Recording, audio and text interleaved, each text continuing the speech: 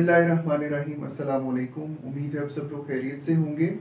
आज हम जैसे प्रीवियस लेक्चर में हमने देखा था कि टॉर्ट और क्राइम का क्या डिफरेंस है और उसमें कौन कौन सी चीज़ें शामिल हैं। इसी तरीके से आज हम देखने की कोशिश करेंगे कि एक टॉर्ट में और कॉन्ट्रैक्ट के अंदर क्या क्या डिफरेंसेस मौजूद हैं। तो फर्स्ट ऑफ ऑल जो हमारे पास फर्स्ट पॉइंट है वो है राइट के हवाले से कि काइंड ऑफ राइट या कौन से राइट की इन्फ्रिंजमेंट होती है इन case of tort and in case of contract. तो जब हम बात करेंगे टॉर्ट की तो यहाँ पर हमने जैसे पहले देखा था कि राइट इन रेम है जिसकी वॉयलेशन टॉर्ट के अंदर बेसिकली होती है। अब मैं रिपीट कर देता हूँ कि राइट इन रेम हमने देखा था कि वो राइट जो कि एनफोर्सेबल है अगेंस्ट पब्लिक एट लार्ज। इसका मतलब ये है कि अगर मेरा ये मार्कर है और मेरे पास इसकी पोजेशन है, मैं इसका मालिक भी हूं, तो मेरी इजाजत के बगैर सोसाइटी का, पब्लिक का कोई भी मेंबर नहीं होगा जो कि विदाउट माय परमिशन इसको मुझसे ले सके या फिर इसको इवन टच कर सके। तो इसका क्या मतलब हो गया कि इस मार्कर को ऑन करने का, इस मार्कर को पोजेस करने का जो राइट मेरे पास अवेलेबल है वो राइट इन रेम है। यानी इसमें ये नहीं हो सकता कि कुछ स्पेसिफाइड पर्सन्स हैं जो कि इसको मेरी इजाजत के बगैर ले सकें और कुछ लोग हैं कि जो मेरी इजाजत के बगैर इसको नहीं ले सकते। बल्कि क्या होगा कि पब्लिक का कोई भी member, not even a single member of the public, जो कि मेरी इजाजत के बगैर इस मार्कर को मुझसे ले सके। तो इसका क्या मतलब हुआ कि ये वो राइट है जो कि मेरे पास मौजूद है, इन्फोर्सेबल है अगेंस्ट पब्लिक एट लार्ज। तो टॉर्ट के अंदर बेसिकली हम इसी तरह के राइट्स की बात करते हैं।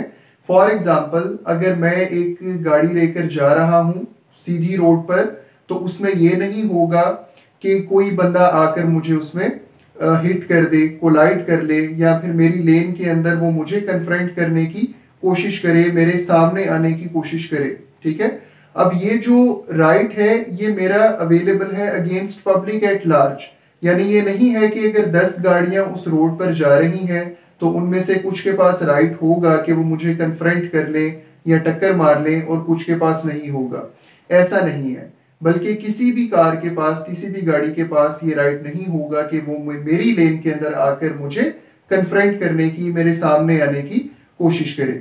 तो इसका क्या मतलब हो गया कि टॉर्ट के अंदर हम राइट इन रेम की बात करेंगे। जो भी राइट आपके पास अवेलेबल है बीइंग सिटीजन, वो दूसरे लोगों की ड्यूटी है। यानी मेरा राइट है तो बाकी सबकी वो क्या है, वो ड्यूटी है या फिर वो ऑब्लिगेशन है। तो इस वजह से टॉर्ट के अंदर हम ये कहेंगे कि ये इन्फ्रिंजमेंट है राइट इन रेम की।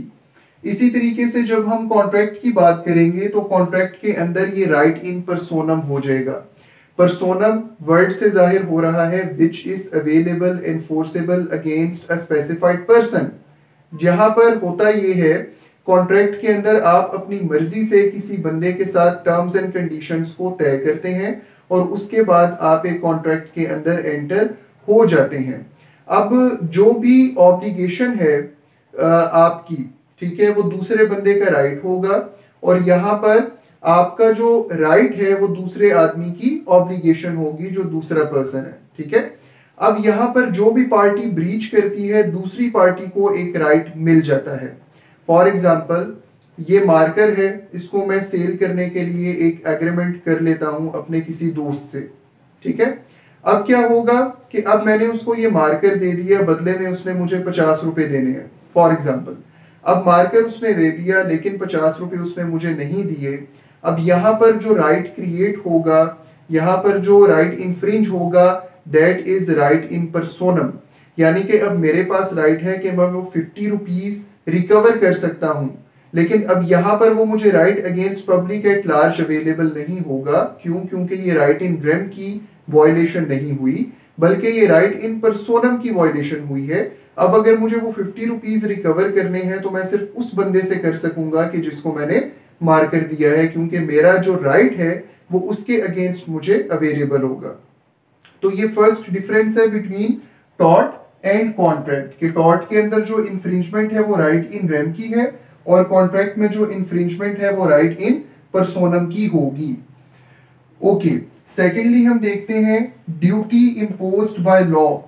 या फिर ऑल्ट्रेशन ऑफ राइट्स, इन दोनों को हम अलग अलग डिस्कस करते हैं। टॉर्ट के अंदर जो ड्यूटीज हैं वो लॉ इम्पोज करता है।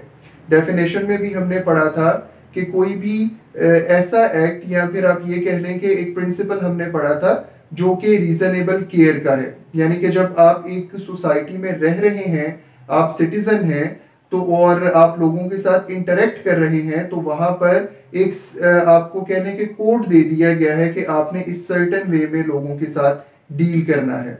तो इसी वजह से हम यहाँ पर ये कहेंगे कि लॉ ने हमें बता दिया, लॉ ने ड्यूटीज इंपोज कर दी हम सब के ऊपर कि आप ये काम कर सकते हैं और ये काम आप नहीं कर सकते। ठीक हो गया। तो इस वजह से टॉर्ट के अंदर जो ड्यूटीज हैं they are always imposed by the law. Law ने आपको बता दिया है कि प्रिंसिपल ऑफ रीजनेबल केयर क्या है। जब आपने सड़क पर चलना है तो कैसे चलना है, जब आपने गाड़ी चलानी है तो कैसे चलानी है। अगर आप अपनी प्रॉपर्टी को यूज कर रहे हैं तो वो उस तरीके से यूज करेंगे कि किसी दूसरे को तकलीफ ना पहुंचे। अगर आपके पास कोई ऐसी चीज आपने रखी हुई है, फॉर एग्जाम्पल अगर आपको शेरों का शौक है तो आपने शेर पाल रखे हैं घर में, तो ये नहीं होगा कि आप उनको खुला छोड़ दें ताकि वो किसी को भी जाकर नुकसान पहुंचाएं। तो मतलब क्या हो गया कि एक लॉ ने ड्यूटी इंपोज कर रखी है हर एक सिटीजन पे, और उसी को हम प्रिंसिपल ऑफ रीजनेबल केयर कहते हैं कि एक खास हालात में एक प्रूडेंट आदमी, एक अक्ल सलीम रखने वाला आदमी वो किस तरीके से बिहेव करेगा, एक्ट करेगा सोसाइटी के अंदर। अब यहाँ पर कॉन्ट्रैक्ट के अंदर सिचुएशन डिफरेंट बन जाती है, और ये एक आप कह लें कि इस तरह का एक स्पेसिफिक लॉ है कि जहां पर जो पार्टीज के दरमियान डिसाइड होता है, जो भी पार्टीज के दरमियान रेसिप्रोकल प्रॉमिसेस हैं, जो भी पार्टीज एक दूसरे के ऊपर लाइबिलिटीज इंपोज करती हैं और उनकी मर्जी उसमें शामिल होती है। यानी अगर मैं, जैसे मैंने पहले एग्जांपल दी, अगर मैं एग्रीमेंट करता हूं ये मार्कर देने की फला तारीख को, और उसी तारीख को वो बंदा मुझे इस मार्कर के बदले में पैसे देगा, तो बेसिकली अब ये ड्यूटी इंपोज हो गई है। ठीक है। अब ये ड्यूटी लॉ ने इटसेल्फ इंपोज नहीं की, बल्कि ये ड्यूटीज हम दो बंदों ने आपस में एक दूसरे के ऊपर इंपोज की हैं। मैंने ये ड्यूटी इंपोज कर ली मार्कर देने की, और उस बंदे ने ड्यूटी इंपोज कर ली मुझे रिटर्न में पैसे देने की। ठीक है। तो यहाँ पर कॉन्ट्रैक्ट के अंदर ये सिचुएशन बन जाएगी कि जो ड्यूटी है वो पार्टीज एक दूसरे के ऊपर इंपोज करेंगी। और इसी तरीके से इसके साथ साथ ये वाला पॉइंट हमारे पास आ जाएगा, alteration of rights and duties. आप यहाँ पर लिख सकते हैं राइट्स, ड्यूटीज या फिर ऑब्लिगेशन। ठीक है। टॉर्ट के अंदर जो ऑल्टरेशन ऑफ राइट्स और ड्यूटीज है ये अवेलेबल नहीं होगा, not available in case of torts. Simple सी बात है कि जब लॉ ने हमें बता दिया है कि ये आपकी राइट्स हैं, ये आपकी ड्यूटीज हैं, तो who are we to decide. ठीक है। फिर तो हम उनको ऑल्टर नहीं कर सकते। ऑल्टर का मतलब चेंज करना, तब्दील करना। ठीक है। तो हम उसको बिल्कुल भी कभी भी ऑल्टर नहीं कर सकते। जो भी लॉ हमें बताएगा वही हमारी राइट्स हैं, वही हमारे ऑब्लिगेशंस हैं। हाँ, अगर कल को लॉ खुद उनको चेंज कर लेता है तो वो अलग बात है, लेकिन पार्टीज अपनी मर्जी से इन राइट्स को और ऑब्लिगेशंस को, ड्यूटीज को ऑल्टर नहीं कर सकती, तब्दील नहीं कर सकती। कॉन्ट्रैक्ट के अंदर क्या है कि ये जो पॉइंट है हमारे पास, alteration of rights and duties, it is always available. ठीक है। हमने ये कहा था कि मार्कर बेचना है, 50 रुपए में बेचना है। ठीक है। कल को हमारा एक एग्रीमेंट हो जाता है कि 50 रुपए ज्यादा है तो हम इसको 40 रुपए में फरोख्त करेंगे। ठीक है। मैं एक प्रपोजल रखता हूं। अगर आपने लॉ ऑफ कॉन्ट्रैक्ट के आप लोग लेक्चर्स फॉलो कर रहे हैं तो मैं उसमें फिर देखेंगे तो आपको समझ आ जाएगी कि कॉन्ट्रैक्ट के अंदर बेसिकली क्या होता है। एक प्रपोजल होता है, दूसरी तरफ से एक्सेप्टेंस आता है, फिर कंसीडरेशन आ जाती है, और वो क्या होता है, प्रॉमिस बन जाता है। जब वो प्रॉमिस बन जाएगा तो उसको हम एग्रीमेंट कहेंगे, और with the passage of time जब वो मेच्योरिटी का टाइम आएगा एग्रीमेंट परफॉर्म करने का, तो वहां पर ऑब्लिगेशंस क्रिएट हो जाएंगी। और फिर अगर उस वक्त के ऊपर वो पार्टीज एक दूसरे की ऑब्लिगेशन का ख्याल ना रखें, एक दूसरे के राइट्स का ख्याल ना रखें, अपनी ऑब्लिगेशन फुलफिल ना करें, तो फिर वो एक लीगल राइट क्रिएट हो जाएगा उसको through court of law enforce करवाने का। अब बात करने का मकसद ये है कि उस खास वक्त आने से पहले पहले हम म्यूचुअल एग्रीमेंट के जरिए से अपनी जो राइट्स और ऑब्लिगेशंस हैं उनको ऑल्टर कर सकते हैं। जैसे मैंने पहले एग्जांपल में कहा कि लेट से कि 5 दिन के बाद हमने अपने कॉन्ट्रैक्ट को परफॉर्म करना है, मार्कर देना है और मैंने पैसे ले लेने हैं। अब वो 5 दिन आने से पहले मैं एक प्रपोजल रख देता हूँ कि भाई 50 ज्यादा लग रहे हैं तो 40 की अगर हम बात कर लें तो ज्यादा बेहतर नहीं है। अब तो उसके पास 2 ऑप्शन होंगे, ठीक है, वो इसके ऊपर अपनी कॉन्सेंट दे भी सकता है, ठीक है, और नहीं भी दे सकता। अगर वो कहेगा कि नहीं भी 50 की बात हुई है 50 ही रहेंगे तो फिर जो है वो 50 रुपए का ही मामला होगा, ठीक है। लेकिन अगर कहीं पर ये चीज आ जाए कि जी कंसिडरेशन 40 रुपीज होनी चाहिए, वो मुझे कहेगा कि नहीं आप 40 रुपए ले लें, मैं फिर ये कहता हूं कि अच्छा चले ठीक है आप 40 दे दें। इसका क्या मतलब हुआ कि दोबारा से प्रपोजल आ गई, दोबारा से एक्सेप्टेंस उसकी हो गई। तो इसका मतलब फिर क्या हो जाएगा कि जो हमारी ड्यूटीज थी या जो हमारे राइट्स थे उनको हमने अपनी म्यूचुअल कॉन्सेंट से ऑल्टर कर लिया है, तब्दील कर लिया है, ठीक है। तो कॉन्ट्रैक्ट के अंदर हमें ये चीज अवेलेबल होगी कि हम किसी भी वक्त अपनी मर्जी से टर्म्स एंड कंडीशन को तब्दील कर सकते हैं, चेंज कर सकते हैं, और जो चीज हम चेंज करेंगे वही लॉ कहलाएगा। ठीक हो गया? ओके जी। अब बहुत इंपॉर्टेंट पॉइंट यहाँ पर मौजूद है, capacity to sue and be sued. ये चीज हमने पहले भी थोड़ी सी डिस्कस की थी कि टॉर्ट के अंदर कौन सू कर सकता है और किसको सू किया जा सकता है। सू का मतलब होता है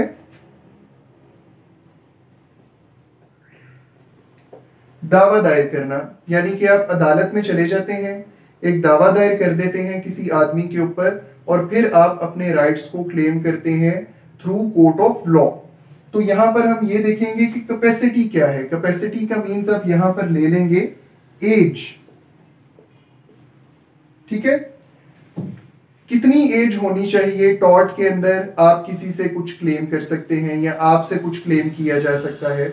लास्ट मैंने आपको बताया था जब मैं डिफरेंस पढ़ा रहा था क्राइम का और टॉर्ट का, तो वहां पर भी ये चीज आई थी कि एज क्या होनी चाहिए, ठीक है।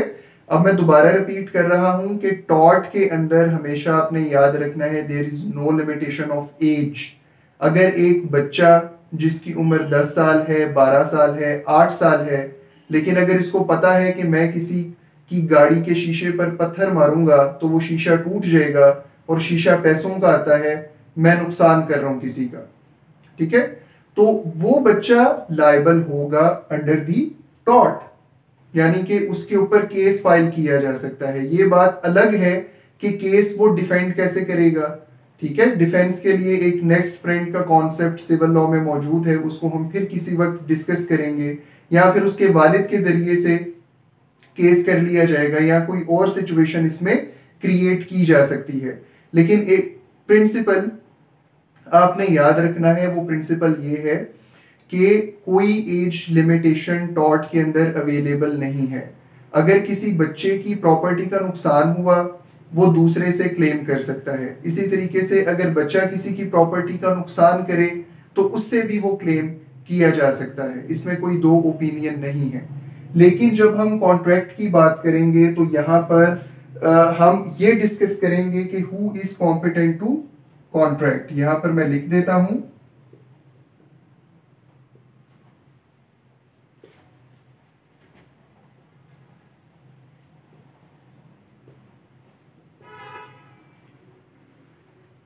कॉन्ट्रैक्ट के अंदर एंटर होने के लिए, कॉम्पिटेंसी लेने के लिए आपको एक एज चाहिए होती है जो कि है एज ऑफ मेजॉरिटी, ठीक है।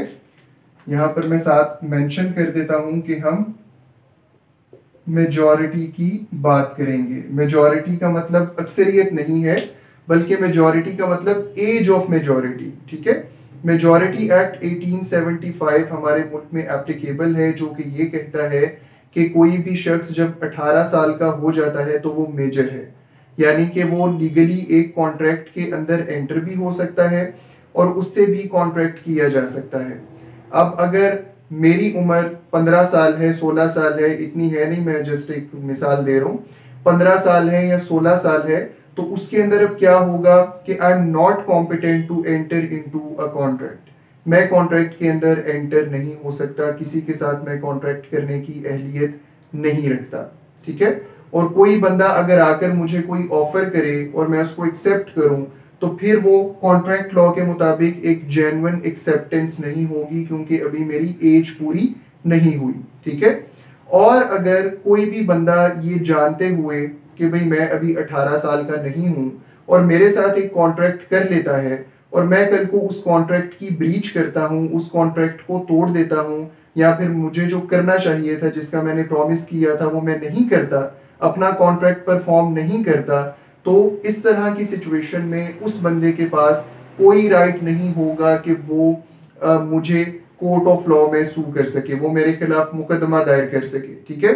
तो वहां पर हम ये कह देंगे कि कॉन्ट्रैक्ट के अंदर जो कैपेसिटी है, जो एज है सू करने की और सू होने की, वो एज ऑफ मेजॉरिटी हम कंसीडर करेंगे, यानी कि वो 18 इयर्स एंड अबव एज हमारी होगी, ठीक है। तो ये एक मेजर डिफरेंस है between tort and contract. Okay जी। उसके बाद आज के सेशन का, इस लेक्चर का हम लास्ट पॉइंट डिस्कस करेंगे। बाकी चीजें मैं इंशाल्लाह नेक्स्ट लेक्चर में आपसे डिस्कस करूंगा, जो भी पॉइंट्स हैं, और वो ये है काइंड ऑफ डैमेजेस, यानी कि टॉर्ट के अंदर भी हमें डैमेजेस मिलते हैं, कॉन्ट्रैक्ट में भी हमें डैमेजेस मिलते हैं। डैमेजेस डेफिनेशन जब मैंने आपको टॉर्ट की पढ़ाई थी, उस वक्त मैंने बताया था डैमेजेस का मतलब है मॉनेटरी कंपनसेशन, ठीक है। एक चीज होती है डैमेज, यानी किसी को डैमेज करना, नुकसान पहुंचाना, ये डैमेज नहीं है, ये डैमेजेस है। डैमेजेस मतलब प्लूरल के अंदर हम वर्ड लिखते हैं, इसका मतलब होता है मॉनेटरी कंपनसेशन, यानी कि जहां पर आप किसी को पैसों के जरिए से कंपनसेट करने की कोशिश करते हैं, पैसे देकर किसी का नुकसान पूरा करने की कोशिश करते हैं, ठीक है। अब टॉर्ट के अंदर ये सिमिलैरिटी है टॉर्ट और कॉन्ट्रैक्ट में कि दोनों के अंदर डैमेजेस पेएबल हैं। टॉर्ट के अंदर भी अगर किसी का नुकसान हो जाए तो आप पैसे देकर उसको कंपनसेट करते हैं, नुकसान पूरा करते हैं, और इसी तरीके से कॉन्ट्रैक्ट के अंदर भी आप क्या करते हैं, पैसे देकर नुकसान पूरा करने की कोशिश करते हैं जहां पर पॉसिबल हो। लेकिन एक बड़ा फंडामेंटल डिफरेंस है कि यहां पर काइंड ऑफ डैमेजेस क्या होगी टॉर्ट में, और कॉन्ट्रैक्ट में काइंड ऑफ डैमेजेस क्या होगी। तो डेफिनेशन के टाइम भी मैंने बताया था कि टॉर्ट के अंदर जो काइंड ऑफ डैमेजेस है that is unliquidated. Unliquidated damages का क्या मतलब है, जो कि कोर्ट ने डिसाइड करने हैं according to the facts and circumstances of each case. यानी क्या हुआ कि फॉर एग्जांपल एक टॉर्ट ऑफ डिफेमेशन है, ठीक है। कोई मेरी बेइज्जती कर देता है पब्लिक में, जिसकी वजह से मुझे लगता है कि एक तो उसने झूठ बोला, दूसरा ये कि उसके बेइज्जती करने की वजह से लोग पहले की तरह मेरी इज्जत नहीं करेंगे, इसको हम डेफेमेशन कहते हैं। हद के इज्जत आपने अक्सर सुना भी होगा, ठीक है। अब ये मैं मुकदमा लेकर चला जाता हूं कोर्ट में, अब वहां पर मैं डैमेजेस क्लेम करता हूं। आपने अक्सर सुना होगा कि जी 1 अरब रुपए हर जाने का दावा कर दिया। अब ये 1 अरब रुपए क्या आपने डिटरमिन कैसे किया, ये सवाल फंडामेंटल नेचर का है। एक बंदा है, वो दावा लेकर आता है, वही डेफेमेशन हुई है, वो लेकर आता है 50 लाख रुपए का, ठीक है। अब कोई बहुत एक पब्लिक फिगर होगा, पॉलिटिशियन होगा, उनको आपने सुना कि जी अरबों रुपए के 5 अरब रुपए हर जाने का दावा कर दिया। क्यों? क्योंकि वहां पर हमारे पास कोई मेजरमेंट, कोई पैमाना गिवन नहीं है इन केस ऑफ टॉर्ट के डैमेजेस किस हिसाब से पे किए जाएंगे। मेरा राइट है, मैं 10 अरब रुपए मांग लेता हूं, ठीक है। लेकिन ये नहीं है कि मैं मांगूंगा तो मुझे मिल जाएंगे, बल्कि यहां पर अनलिक्विडेटेड का यही मतलब है कि कोर्ट ने डिसाइड करना है according to facts and circumstances of the case कि वाकई में जितने पैसे मैं मांग रहा हूं उतने बनते भी हैं या नहीं, ठीक है। अब इसके साथ हम एक और चीज अटैच करते हैं, काइंड ऑफ डैमेजेस, लेकिन फिलहाल हम उसकी बात नहीं करेंगे, वो मैं रेमेडीज वाले लेक्चर में आपको समझाऊंगा, ठीक है। फिलहाल आपको इतना समझने की जरूरत है कि टॉर्ट के अंदर जो डैमेजेस हैं दे आर अनलिक्विडेटेड डैमेजेस, वो कोर्ट ने डिसाइड करने हैं, वो पार्टीज ने खुद डिसाइड नहीं करने। जबकि यहां पर लिक्विडेटेड डैमेजेस कॉन्ट्रैक्ट में आपको नजर आएंगे। लिक्विडेटेड का मतलब है डिसाइडेड बाय दी पार्टीज, ठीक है। जब आप कॉन्ट्रैक्ट फॉर्म कर रहे होते हैं, लिख रहे होते हैं, उसी के अंदर एक क्लॉज डाल दी जाती है कि जो पार्टी अपने एग्रीमेंट से, वादे से, कॉन्ट्रैक्ट से फिरेगी, बैक आउट करेगी, वो दूसरी पार्टी को इतने डैमेजेस पे करने की पाबंद है, ठीक है। मिसाल के तौर पर प्रैक्टिकली आप लोग देखेंगे बहुत सारे प्रॉपर्टीज के एग्रीमेंट होते हैं। पर्सन ए पर्सन बी से एग्रीमेंट कर लेता है, ठीक है, और ए कहता है बी को कि मैं आपको अपनी प्रॉपर्टी बेच रहा हूँ, लेकिन आपको पहले बयाना जमा करवाना पड़ेगा 10 लाख रुपए, ठीक है, और 40 लाख रुपए आप बाद में फला फला वक्त पे करने के पाबंद हैं, और बदले में मैं अपनी प्रॉपर्टी ट्रांसफर कर दूंगा, ठीक है। अब क्या होगा कि अब वो डैमेजेस वाली क्लॉज भी डल जाती है। उसमें पर्सन है ये कहेगा कि भाई अगर आपने बाकी के पैसे मुझे मुकर्ररा वक्त पे ना दिए तो ये 10 लाख रुपए आपके जो है वो कॉन्फिस्केट हो जाएंगे, ठीक है। कॉन्फिस्केट मतलब ये कि खत्म हो जाएंगे, आपको वापस नहीं मिलेंगे, ठीक हो गया। ये उसकी तरफ से एक तरह से लिक्विडेटेड डैमेजेस आ गए कॉन्ट्रैक्ट परफॉर्म ना करने के लिए। इसी तरीके से जो बंदा पैसे दे रहा है वो ये कहेगा कि भाई अगर आपने इस मुकर्ररा वक्त पर प्रॉपर्टी मेरे नाम ना की तो मैंने आपको 10 लाख रुपए दिए लेकिन आप मुझे 20 लाख रुपए वापस करेंगे, ठीक है। अब वो 10 लाख रुपए एक्स्ट्रा जो वापस करने हैं वो बेसिकली लिक्विडेटेड डैमेजेस हैं। अब यहाँ पर जो फंडामेंटल डिफरेंस आ गया वो सिंपल सा है, वो ये है कि कॉन्ट्रैक्ट के अंदर लिक्विडेटेड डैमेजेस पार्टीज ने खुद डिसाइड करने हैं कि वो कौन से होंगे, उनकी क्या अमाउंट होगी, किस तरीके से पेएबल होंगे, ठीक है। जबकि अनलिक्विडेटेड डैमेजेस में तो कोई किसी किस्म का प्रीवियस कॉन्ट्रैक्ट होता ही नहीं है, तो अमाउंट ऑफ डैमेजेस का तो सवाल ही पैदा नहीं होता है। तो इस वजह से जब कोई बंदा टॉर्ट कमिट करेगा आपके खिलाफ तो फिर आप कोर्ट में जाएंगे और कोर्ट वहां पर आपको बताएगी कि आपकी अमाउंट ऑफ डैमेजेस क्या बनती है। तो ये बेसिकली डिफरेंस है लिक्विडेटेड और अनलिक्विडेटेड डैमेजेस का।